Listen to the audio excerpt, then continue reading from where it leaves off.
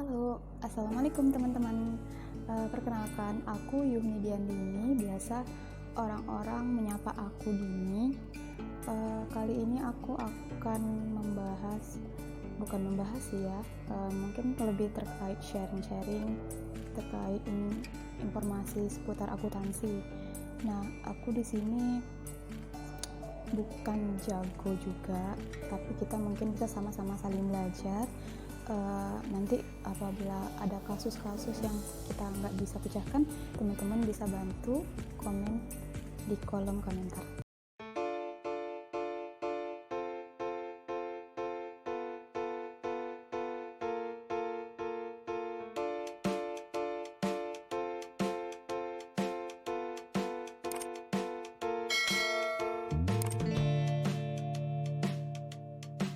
Nah, kenapa saya ingin membahas seputar akuntansi? Karena banyak ya teman-teman yang di luar sana mungkin belum mengetahui bagaimana sih proses akuntansi itu. Semua usaha yang ada yang pernah kita lihat ini seperti rumah sakit, pertanian, itu kan membutuhkan pembukuan. Nah, pembukuan itulah yang disebut dengan dicatat menggunakan metode akuntansi. Nah, seperti itu ya teman-teman ya. Sebenarnya akuntansi itu penting banget ya. Dan itu bukan hanya penting bagi untuk seorang mahasiswa akuntan, bukannya, tapi kita semua yang bukan akuntan pun kita sebenarnya juga harus mengetahui seputar akuntansi. Walaupun lah ya kita tidak mendetail seperti akuntansi, tapi setidaknya kita memahami kulit luar dari akuntansi itu. Karena semua usaha itu pasti membutuhkan pembukuan, dan itu dicatat dengan menggunakan metode akuntansi. Oke, sebelumnya teman-teman, aku mau ngasih tahu sebenarnya apa sih sebenarnya akuntansi itu. Nah, jadi akuntansi itu adalah secara umum merupakan suatu proses mencatat, mengklasifikasi, meringkas, mengolah, dan menyajikan data, transaksi, serta kejadian-kejadian yang berhubungan dengan keuangan, sehingga dapat digunakan oleh pengguna laporan keuangan, sehingga bisa dijadikan sebagai dasar untuk pengambilan keputusan. Nah, itu adalah secara garis besar terkait tentang akuntansi. Kemudian dalam akuntansi itu kita mengenal dengan laporan-laporan keuangan. Nah, di dalam akuntansi, dalam pelaporan itu tuh kita mengenal ada 5 laporan keuangan. Di mana yang pertama adalah biasanya itu ini yang wajib ya.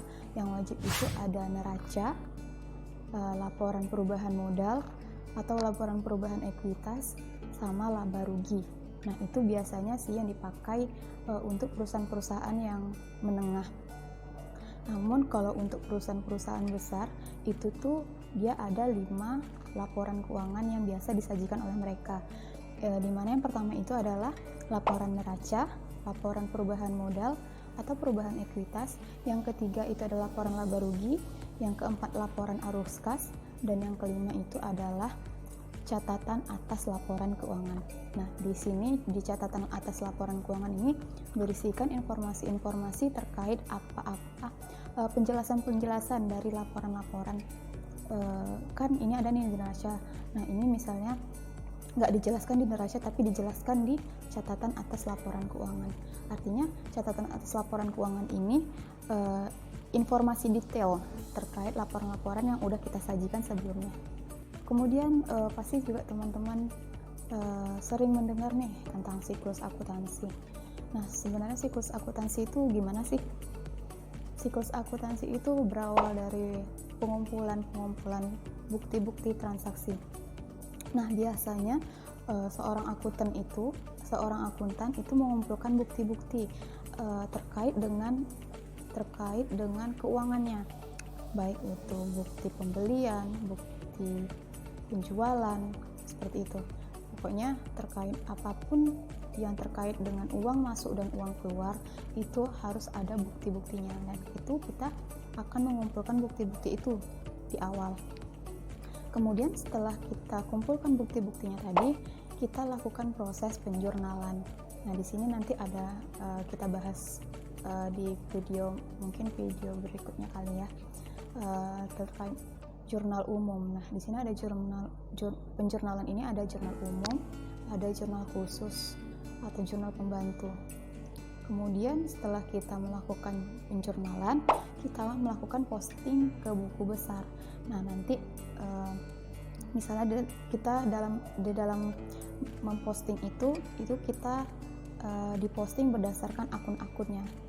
Akun-akun seperti Kas itu punya buku besar sendiri, Yutang punya buku besar sendiri. Nah, itu bakal kita posting satu-satu ke buku besar dari yang jurnal kita udah buat tadi. Kemudian setelah dilakukannya proses posting ke buku besar, kita lanjut ke membuat neraca saldo. Nah, di neraca saldo ini berisikan informasi tentang akun-akun yang ada di neraca ya, seperti harta, kas, piutang, persediaan, kemudian ada utang modal. Nah, di situ ada di dalam neraca saldo. Nah, setelah membuat neraca saldo, udah dapat kita nih neraca saldonya. Apabila di akhir periode itu kan ada biasanya penyesuaian. Nah, baru dilakukan jurnal penyesuaian. Nah, jurnal penyesuaian ini biasa dilakukan di akhir tahun ya. Nah, nanti setelah kita selesai membuat proses penyesuaian, kita lanjut membuat neraca saldo setelah penyesuaian. Nah, setelah membuat neraca saldo setelah penyesuaian, baru kita bisa membuat laporan keuangannya, seperti laporan neracanya, laporan laba ruginya, laporan perubahan ekuitasnya. Nah, baru bisa kita membuat laporan keuangan. Baru ada jurnal penutup dan jurnal pembalik. Mungkin di video selanjutnya mungkin saya akan lebih membahas detailnya lagi ya dari yang saya jelaskan tadi. Tapi mungkin saya akan kali ini saya akan berbagi sedikit informasi ya. Sebenarnya dalam pencatatan akuntansi itu ada 3 jenis perusahaan yang bisa kita catat. Itu tuh maksudnya tuh dalam sebuah perusahaan itu tidak hanya satu jenis perusahaan, tapi perusahaan tersebut terbagi menjadi 3 jenis perusahaan. Yang pertama itu perusahaan jasa, kemudian ada perusahaan dagang, dan perusahaan manufaktur. Nah, ketiganya ini pencatatannya berbeda-beda teman-teman, karena yang perusahaan jasa ini biasanya lebih simpel dibandingkan perusahaan dagang dan manufaktur. Kemudian yang kedua itu adalah perusahaan dagang. Nah, perusahaan dagang ini biasanya sih lebih detail ya, tergantung manajemen perusahaannya mau yang seperti apa. Kalau mau juga di sini tergantung skala usahanya, apakah skalanya masih kecil atau udah beranjak atau sedang atau sudah besar. Nah, seperti itu. Jadi semakin besar perusahaannya semakin detail ya laporan keuangannya. Kemudian di dalam perusahaan dagang ini metode pencatatannya itu sebenarnya ada terbagi 2. Yang pertama itu ada secara periodik atau secara perpetual. Nah, jika kita mencatat sebagai dengan metode periodik, kita perlu ngecek stok fisik barang tersebut ya. Sementara kalau misalnya kita mencatat dengan metode perpetual, kita tidak perlu lagi mencek stok fisik, karena setiap barang masuk dan keluar itu dilakukan pencatatan persediaannya. Nah, dalam metode persediaan ini ada terbagi 3 metode persediaan: FIFO, LIFO, dan average. Nah, kalau misal kita sudah mencatat dalam metode perpetual, ya udah kita perpetual sampai akhir. Jangan tahun ini kita perpetual terus tiba-tiba besok periodik. Nah, itu bakal beda nanti jadi hasilnya. Kemudian yang ketiga itu ada perusahaan manufaktur. Nah, perusahaan manufaktur ini pastinya lebih detail ya daripada perusahaan dagang dan perusahaan jasa. Juga di dalam pencatatan di perusahaan manufaktur ini, nah ada lagi biaya overhead namanya. biaya overhead itu tuh nanti mereka akan mengakui harga pokok produksi dan harga pokok penjualan. Nah, bedanya apa? Ya jelas beda dong ya teman-teman, karena kalau untuk harga pokok produksi itu berarti biaya-biaya yang dibutuhkan untuk memproduksi suatu barang tersebut. Nah, kalau untuk harga pokok penjualan itu di luar dari biaya-biaya untuk proses produksi. Nah, begitu teman-teman.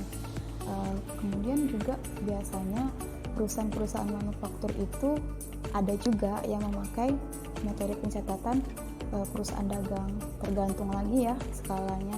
Kalau misalnya skalanya udah besar dan sumber daya manusianya cukup, dan itu biasanya pakai yang lebih ada dia pakai overheadnya.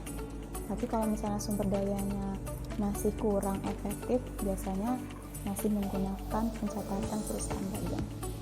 Oke teman-teman, mungkin sekian dulu pembahasan video aku pada kali ini.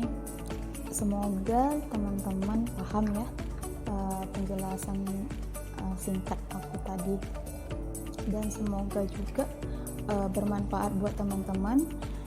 Apabila teman-teman ingin bertanya, boleh bertanya di kolom komentar, boleh sharing-sharing juga ya. Buat teman-teman jangan lupa klik tombol like, comment, share, dan subscribe video aku ya, untuk membantu membangun channel aku. Semoga kedepannya aku bisa berbagi lagi dengan teman-teman. Terima kasih. Assalamualaikum.